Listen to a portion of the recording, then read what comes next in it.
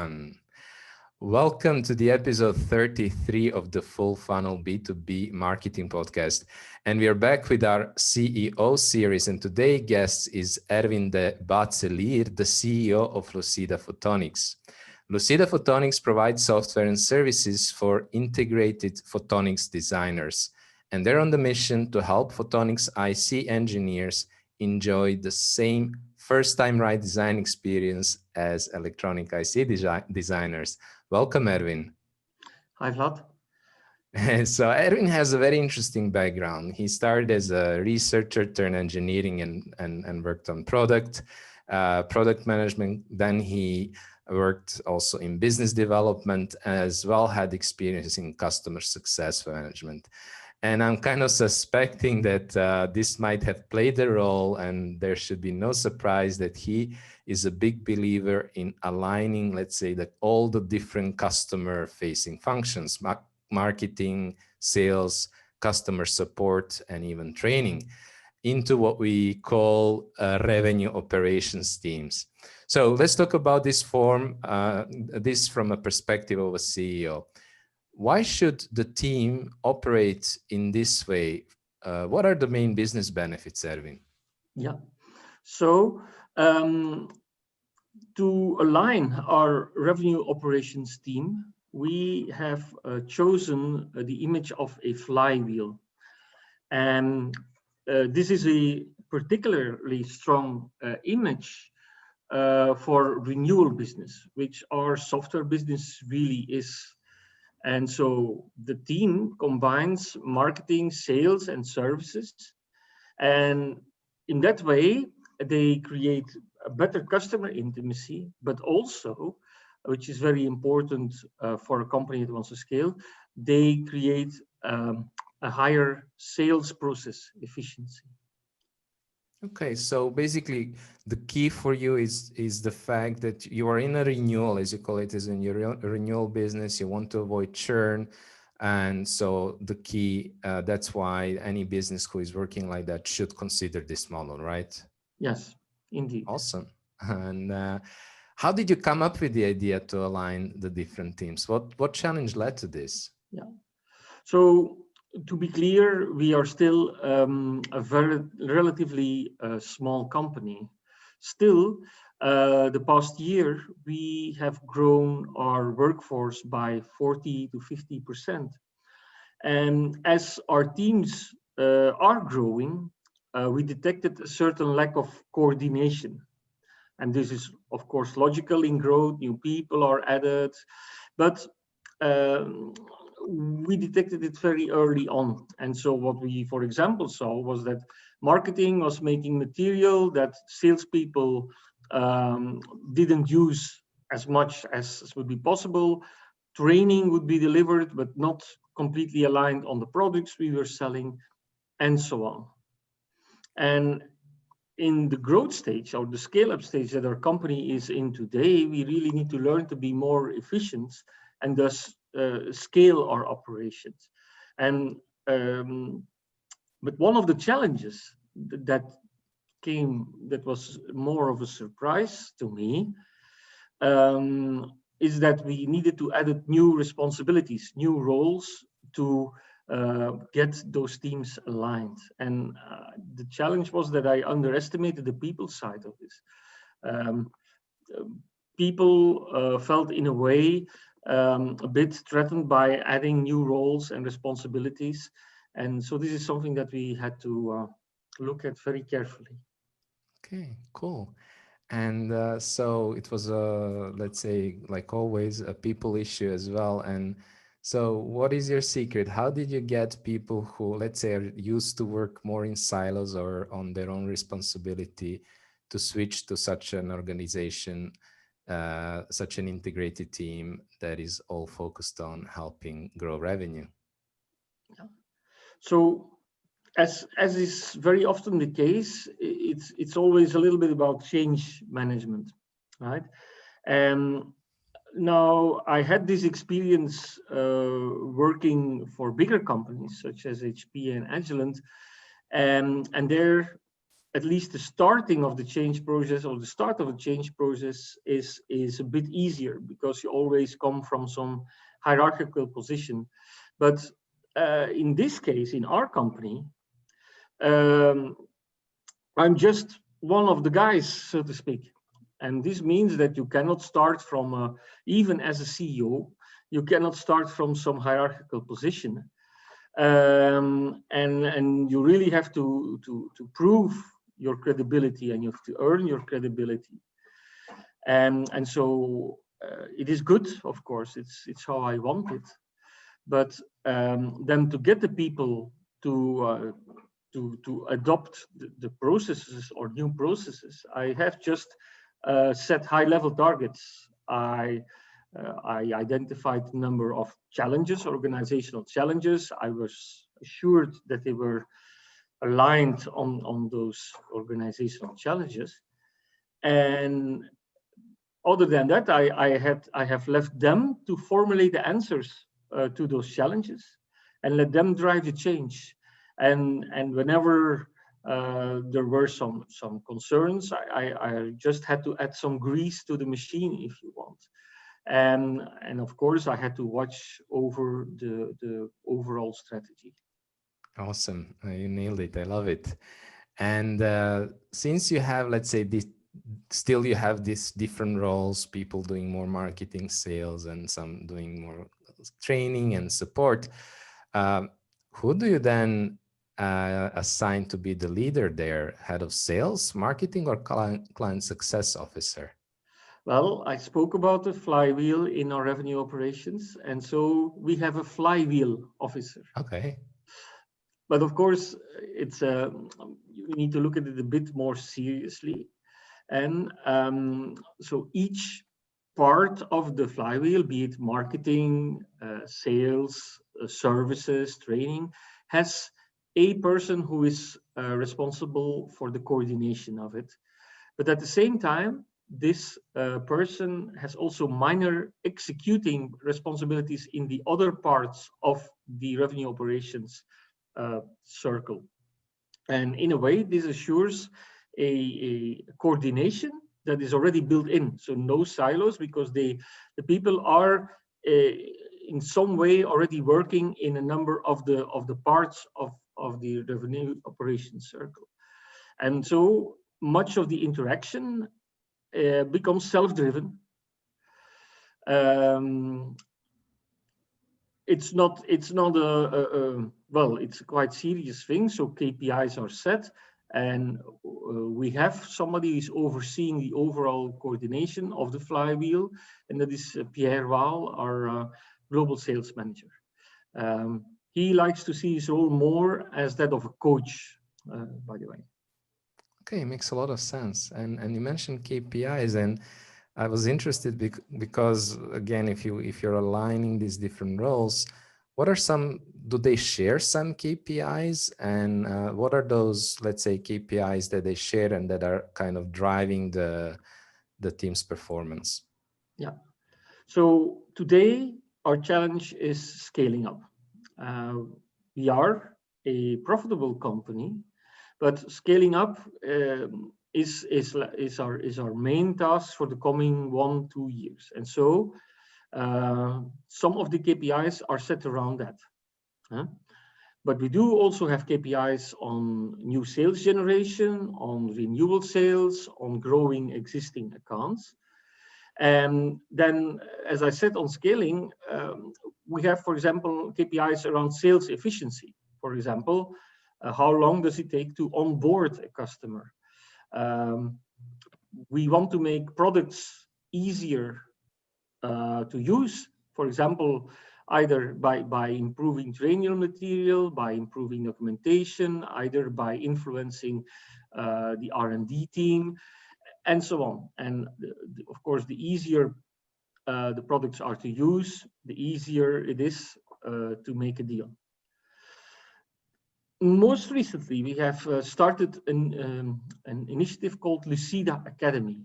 And this is, of course, due to the current circumstances, but we provide online training material to prospects and customers. And it's of course a very big differentiator, because it's totally impossible to do face-to-face events today. Okay, makes a lot of sense. So KPIs on the level of growth, and then also, of course, some individual KPIs that are helping you not only measure the performance, but also the efficiency, which is like a key, if I understand, for scaling. And are there, let's say, in a lot of organizations, especially for their salespeople, have, let's say, compensation plans that are linked to the results? Is this something that you do? What are kind of compensation plan that you believe is the best for the revenue operation team? Well, our teams are very strongly integrated, as I explained earlier on, and that would make it very difficult to give individual bonuses to one person and not to the others, because many of the deals are really a joint success of the revenue operations team, but very often also of the R&D people and so on. So we have chosen not to work with individual bonuses. Of course, we are still obliged to pay market-conform salaries to our people, and to really deliver the extra legal bonuses such as pension plans, medical, public transportation, meal vouchers, and so on. So we are really doing that for the whole team, but we are not giving any individual bonuses. That makes a lot of sense. And so again, like if you're having the integrated team, who is then responsible to plan the, let's say, the programs, the overall programs, and then the individual campaigns and initiatives? Well, it's one of the new roles that we introduced, and it's a person responsible for marketing as part of the revenue operations team, and that is Chiara Alessandri, and she just recently obtained a PhD in photonics from IMEC UGent. She's doing a real good job at it. At the moment, it's like she probably feels like she's droning in all the initiatives that we are involved in, but this is it is one of the new roles that we introduced. Hey, super. And what would you say to somebody who is considering implementing, let's say, a revenue operations team like you guys did? What are some of the pitfalls to watch out for? Well, really, making the switch is the pitfall by itself, because it takes time to get everybody aligned, but not just the people, but also to get all the tools aligned. You need a CRM system. It needs to be integrated with your website. Your support system needs to be integrated with your CRM system. Ideally, you want training also integrated, and so on. So all these integrations and also the team are causing delays, and delays in sales. And it is that period that you really need to have faith in a good ending of the process, because if not, you might want to stop it early or what. So it is really a period that you need to have faith in, and this is a pitfall, if you ask me, that you need to push through this period of alignment and of coordination. Okay, makes a lot of sense. So again, back to the people issues, but also the tool issues that are so important for scaling. And that, I think you nailed the topic completely of the revenue operations. I love it. It's very good also to hear from a perspective of a B2B executive, a CEO, and how you look at it. And something that our listeners don't get to hear often is, let's say, let's say, to turn the tables around and hear also from a B2B executive, but from a perspective of a buyer. So let's see how you perceive sales and marketing when people and vendors approach you. So let's say somebody's selling an expensive, complex product or a service. How does your decision process look like? How do you perform research? What are the things that you find important? What influences your decisions? And how do you prefer that vendors approach you and present their solution to you? Okay, Vlad, that is a pretty long question. Sorry. So, first of all, we make software. And software providers typically have very low capital expenses, except maybe give everybody a laptop and a computer screen. But that's and a few more items is really, let's say, the biggest capital investment of a software provider. But again, you mentioned it already a few times. We invest quite heavily in our people, and the services that we then attract are all around that. So, for example, we invest heavily in training of our people. For example, we hired consultants to help us cope with coaching, meaning because we were growing, of course, we saw the need to be able to coach all the new people.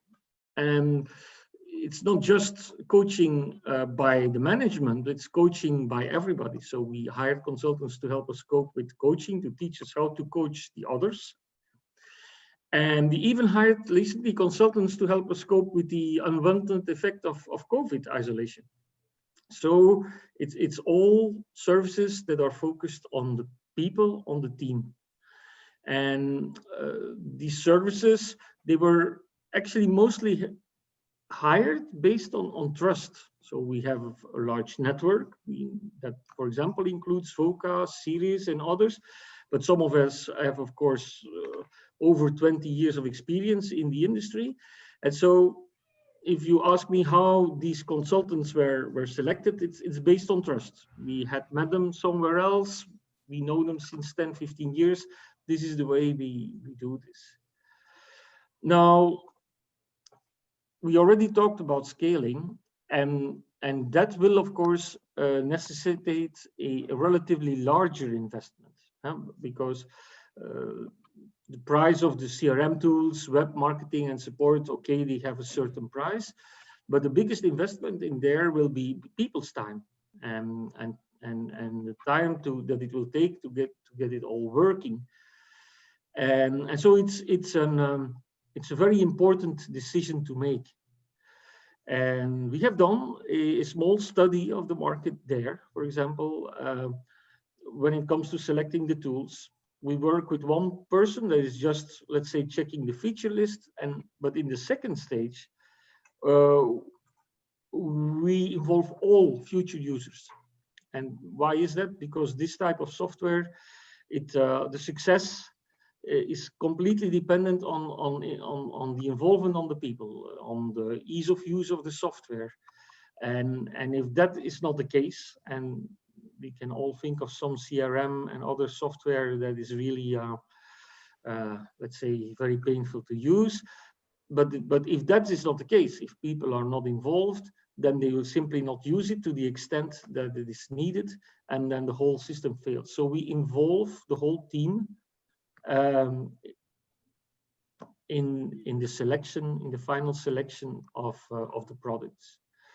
Other than that, in that type of tools, we are a born global company, and we look specifically for multinational support. For example, UIs in Chinese, UIs in English, being able to send out documents in other languages, multi-currency pricing, and so on. It seems logical in a world we live in today, but believe me, it's not the case for many of the tools that are on the market. Now, scaling up, growing up, and to support the growth of our company, we have also worked with headhunting companies. So that those companies supply us today with the right profiles, mostly in the software market. When it comes to photonics, we have our network, worldwide network. Job candidates find us or we find them relatively easily. But when it comes to software engineers, we really have to work with headhunters. And there I learned that local headhunters that have close contact with local people have proven to be most effective. So what now does a supplier needs to do to get in our company? It's we like to think, of course, this is a I know, of course, that this is not entirely true, but we like to think that that we select them and not vice versa. So very aggressive suppliers usually do not get far, but when suppliers over time can prove their value, can set up a meaningful conversation with us, it has definitely, through some networks, through some networking events and so on, well, we have sometimes selected them. Okay, makes perfect sense. Thank you so much. I think you nailed the topic and you gave us a lot of good insight, a very comprehensive insight into mind of a CEO as he thinks about suppliers. Thank you so much, Erwin. Thank you.